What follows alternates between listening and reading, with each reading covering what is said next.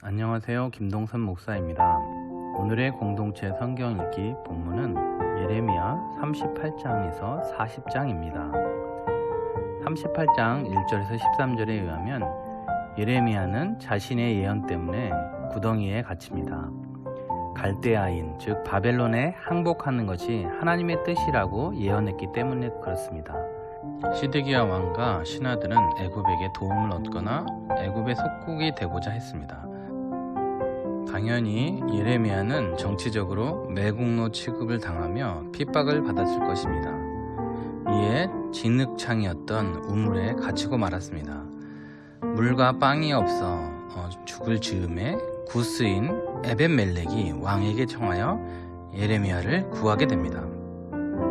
14절에서 28절의 말씀에 의하면 시드기야 왕은 예레미야를 불러서 자신의 미래에 대한 여호와의 말씀을 구합니다. 그러나 그 말씀에 이 시드기야는 바르게 응답하고 순종하려는 마음이 없었습니다. 그는 오히려 자신의 안위를 걱정하며 자신의 백성과 신하들을 두려워했기 때문에 그렇습니다. 39장에서는 드디어 예루살렘이 함락되었습니다. 이 시드기야 왕은 예언의 말씀대로 바벨론에 의해 눈이 뽑혀 포로로 잡혀갔습니다. 시드기야는 바벨론을 섬기는 정치적 결단을 하지 못했죠. 예레미야의 말은 응답되었습니다.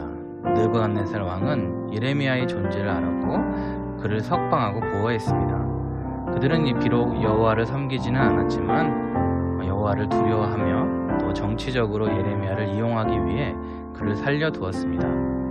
예레미야는 아이러니하게도 동족보다 더 나은 대접을 갈대아인으로부터 받았습니다.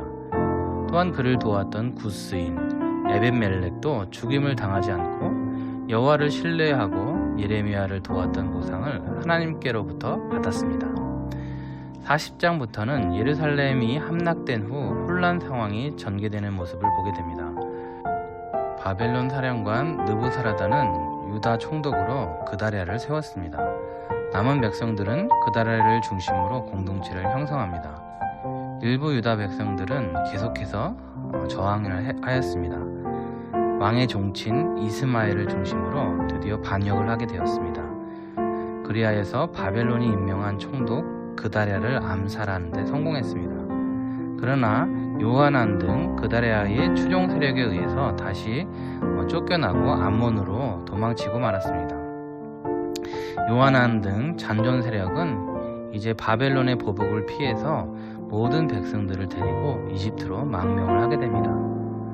그러나 하나님은 이 역시 더 큰 심판을 받게 되리라고 미리 경고하였지만 사람들은 여전히 완고해서 그 패역한 마음을 버리지 못하고 도주하면서 예레미야를 강제로 끌고 가게 되었습니다.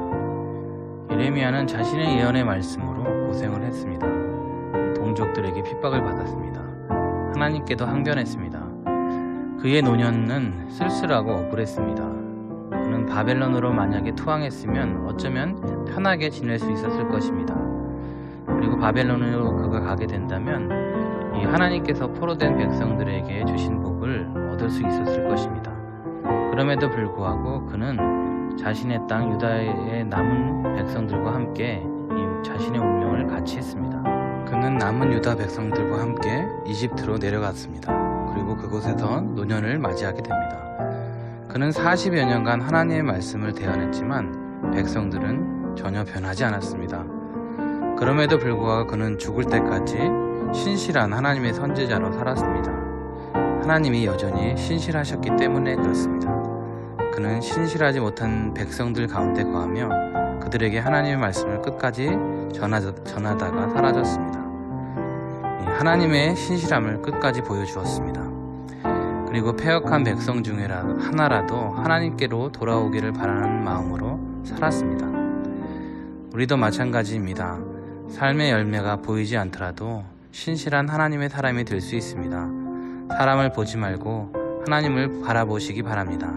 변하지 않고 다 무관심하여도 끝까지 신실한 하나님의 메시지로 살아있는 하나님의 메시지로 살아가는 예레미야 같은 우리 모두가 될 수 있기를 주님의 이름으로 축복합니다.